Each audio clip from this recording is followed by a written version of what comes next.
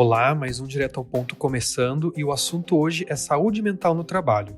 De nome um pouco difícil, mas fácil de se relacionar, a síndrome de burnout foi definida este ano pela OMS como um estresse crônico no serviço que não foi administrado com sucesso. O problema, segundo especialistas, acomete grande parte dos brasileiros e pode fazer com que outras áreas da vida, que não a profissional, possam também ser grandemente afetadas. Eu sou o Lucas Eliel, fique com a gente.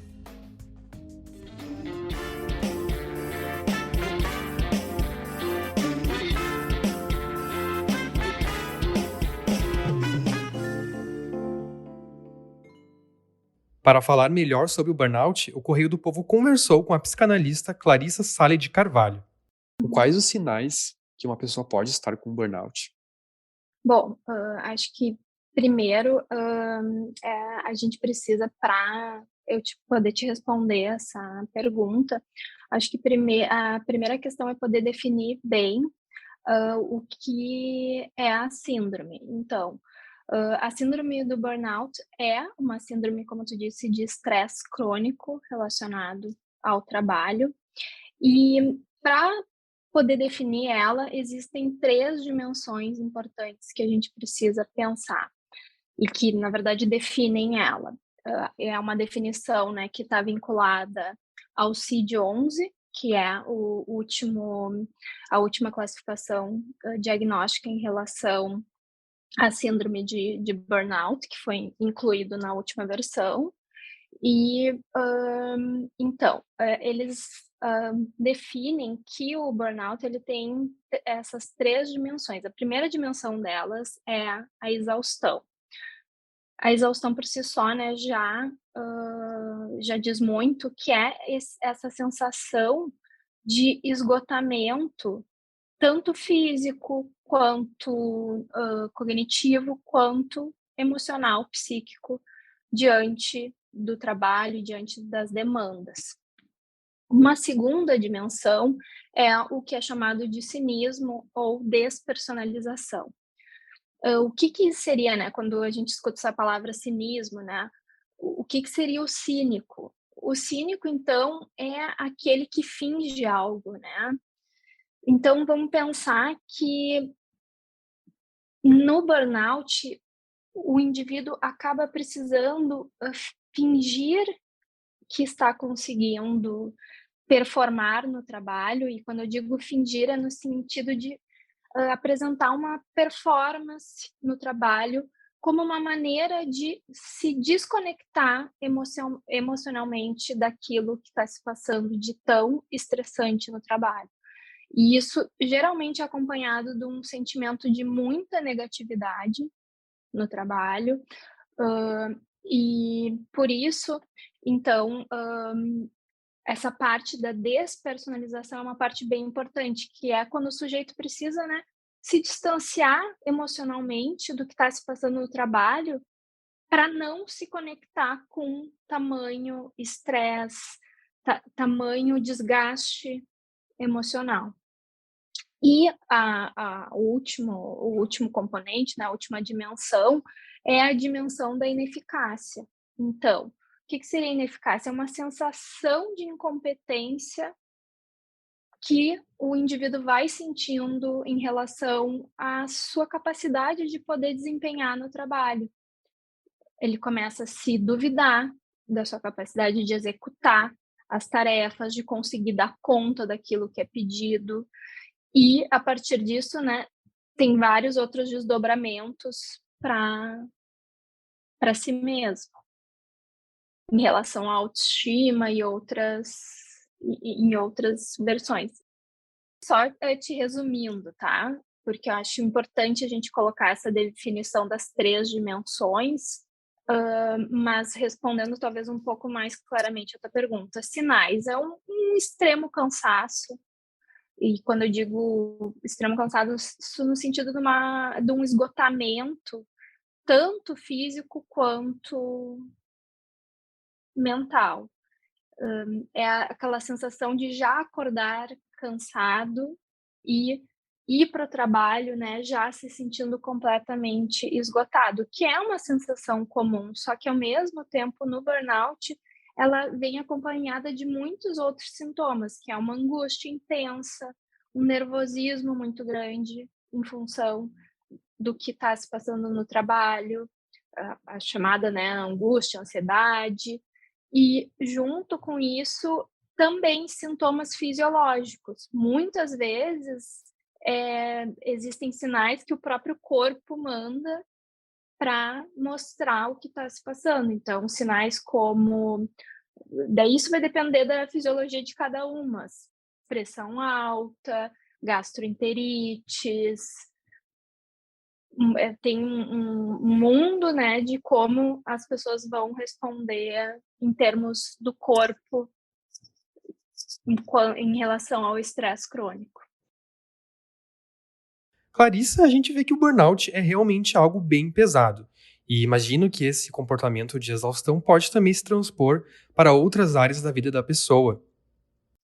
Sim, sem dúvida. É uma síndrome que afeta todas as áreas do indivíduo na medida em que é justamente essa dificuldade de se desconectar do trabalho. Então, o que que o sujeito acaba fazendo, né? O trabalho, ele se converte em algo que está constantemente invadindo o psiquismo da pessoa, no sentido de que vai para casa, mas o trabalho segue pulsando dentro de si e tomando muita conta. Então, evidentemente, né, que existe também uma desconexão com as suas relações afetivas, com a relação, né, com o companheiro, com a família. Então, com certeza, é uma síndrome que ela vai afetar como um todo a vida de quem está sofrendo. Ela não é limitada, ela se apresenta em função do ambiente do trabalho, mas ela domina todas as esferas da vida do sujeito que ficam permeadas por tamanho estresse, tamanho angústia em relação ao trabalho. E é importante ressaltar, né, que o trabalho ele é um lugar, não só um lugar, mas é uma dimensão enorme da vida das pessoas, tanto em termos de rotina, do tempo que ocupa no teu dia a dia, quanto o quanto isso ocupa ao longo da tua vida. Então, é uma dimensão da identidade, da nossa identidade e do nosso valor sobre si mesmo. E quando a gente começa, né, a se duvidar e a se exigir de tal forma, aquilo começa a se converter num questionamento em relação a si mesmo e às suas próprias competências em relação à própria vida. Clarissa, a gente hoje vê que existem várias redes sociais e aplicativos que possibilitam a troca de mensagens. Tem também a questão da pandemia. Tu acha que esses fatores contribuem para uma maior dificuldade de se desconectar do trabalho? Isso também era um ponto que eu ia te, te comentar, que evidente, né, como todo mundo sabe, a pandemia ela exacerbou, agravou essa questão do burnout em função dos limites que deixaram de existir entre qual é o ambiente de trabalho, qual é o teu ambiente da tua vida pessoal. É como se esses limites estivessem nebulosos nesse momento, né? Então, como tu acabou de dizer, né, a questão do WhatsApp, da conexão, né, em relação a essa super conectividade, ela acaba fazendo com que a não ser que o sujeito escolha se desconectar e deixar o celular, ela não deixa de existir, tá sempre ali uma convocatória para entrar de novo no trabalho. Sempre existe aquela demanda, né? Então, é uma sensação de estar 24 horas por dia, né? 7 dias da semana imerso às demandas e às tarefas do trabalho. E com certeza, a questão de estar sempre conectado agrava isso ainda mais. E o home office Me parece que também na medida em que esses limites entre o trabalho e casa acabam ficando nebulosos.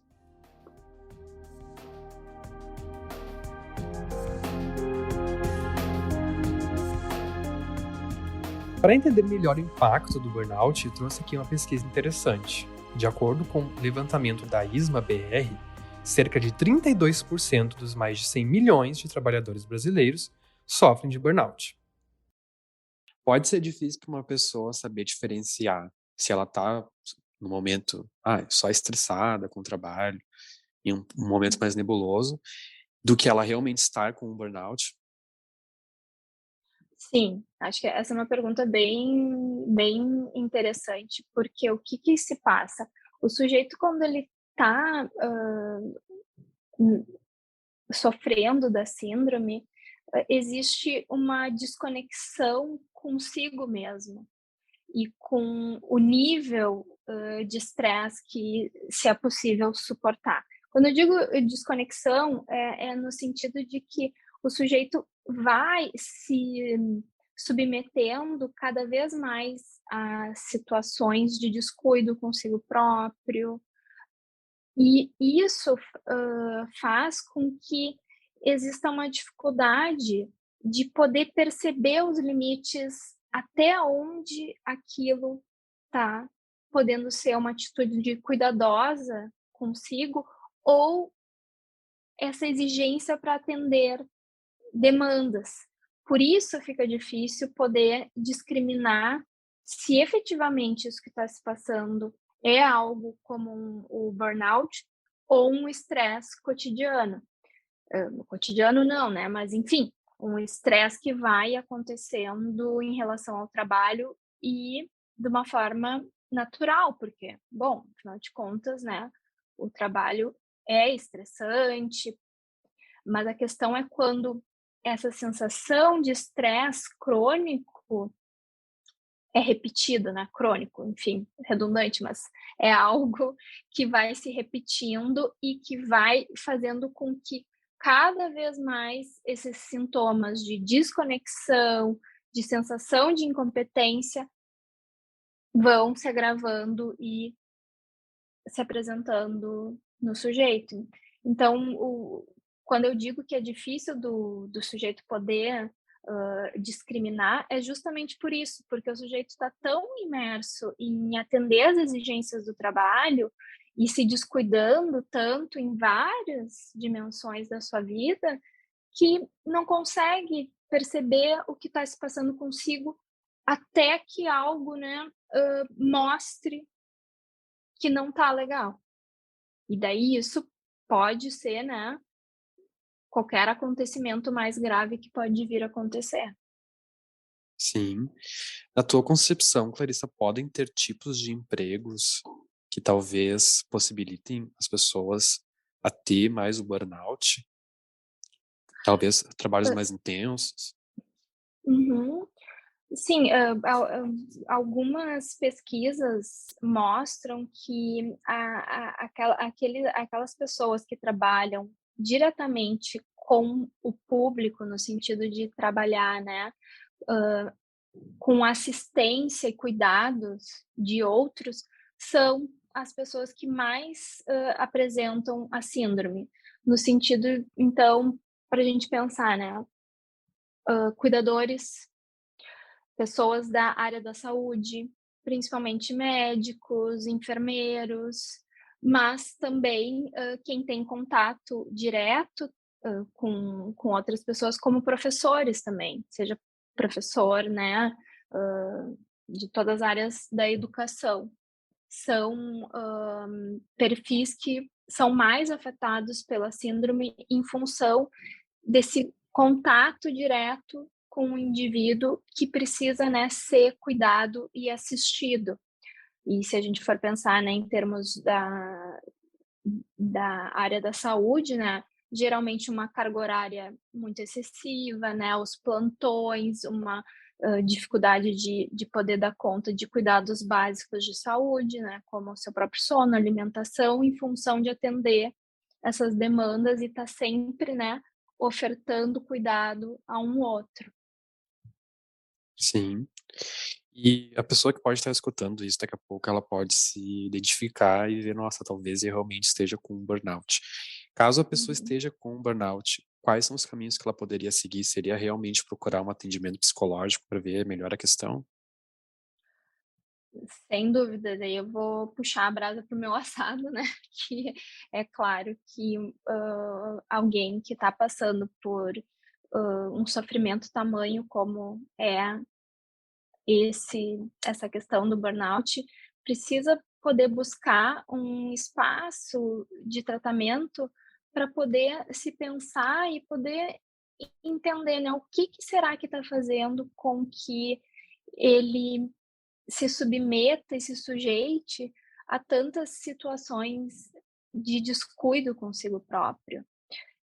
E por um lado, é evidente que existe a exigência real, e daí a gente está falando de um componente social que agrava o burnout, que é a questão de que todo mundo precisa do emprego para pagar suas contas, né, para poder dar conta daquilo que é da realidade. Então, isso por si só já é um agravante da síndrome, porque quando vê, né, o sujeito tá com um medo real de perder o emprego e por isso acaba se submetendo a tamanhas exigências, a tamanhas demandas, mas ao mesmo tempo é claro que para cada um isso se apresenta de uma forma muito individual e subjetiva. E a gente está falando da dimensão emocional e psicológica, que sim, é essa que vai ser tratada num ambiente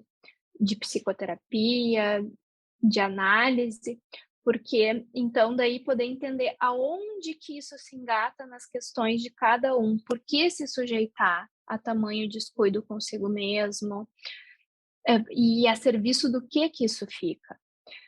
Mas, para além de um espaço de psicoterapia, né, de análise, existem, né, estratégias pontuais que podem também ajudar.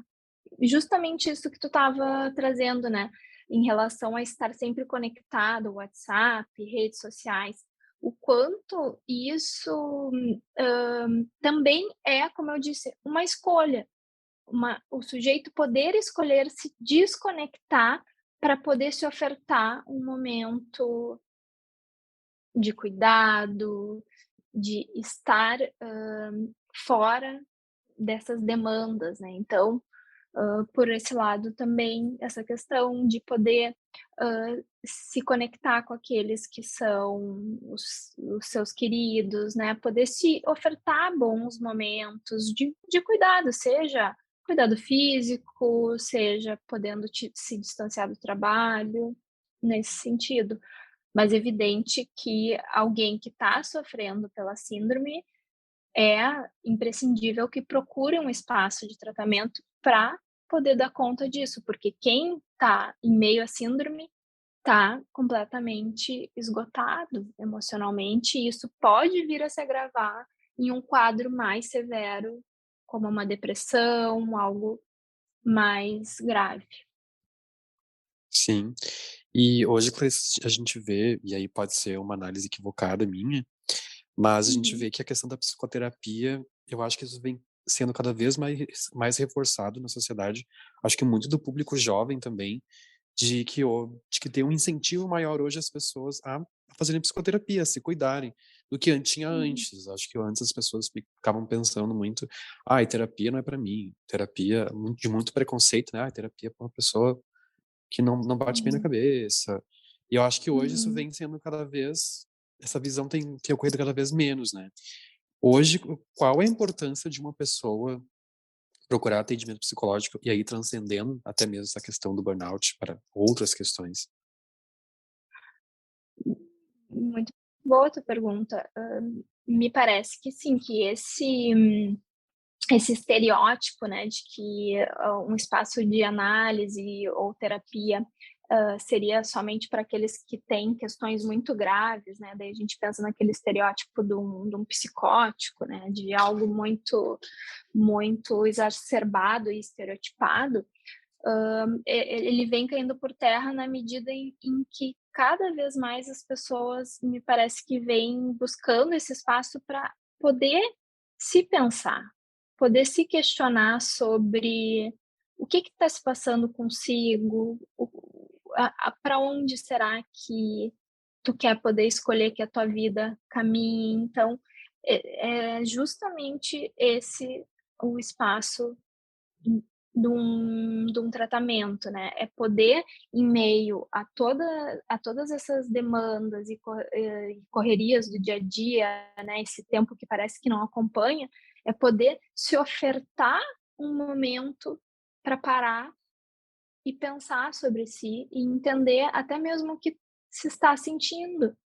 E isso é algo que eu vejo muito na minha clínica, né? Muitas vezes uma dificuldade até mesmo de identificar o que se está sentindo, justamente porque existe essa desconexão constante consigo mesmo, que ela é exacerbada pela demanda de atender exigências externas o tempo inteiro, mas que no momento de análise é o momento de poder fazer essa conexão, um momento de poder se ofertar um espaço de reflexão e poder entender o que são as suas angústias, né? A angústia é um sintoma muito predominante nos pacientes que eu atendo, é algo que, que é um sinal, né, da nossa sociedade, o quanto as pessoas vão se angustiando e vão encontrando estratégias que não são muito eficazes para lidar com isso. Mas a terapia justamente é para poder entender o que está se passando. Se tu gostou desse episódio, não se esquece de acessar outros podcasts produzidos pela equipe do Correio do Povo no seu app de streaming favorito ou no site do jornal. Esse podcast teve produção e apresentação de Lucas Eliel, coordenação de Luiz Felipe Melo e Brenda Fernandes, edição de Aleph Alencar e assistência de Matheus Oliveira. Até mais!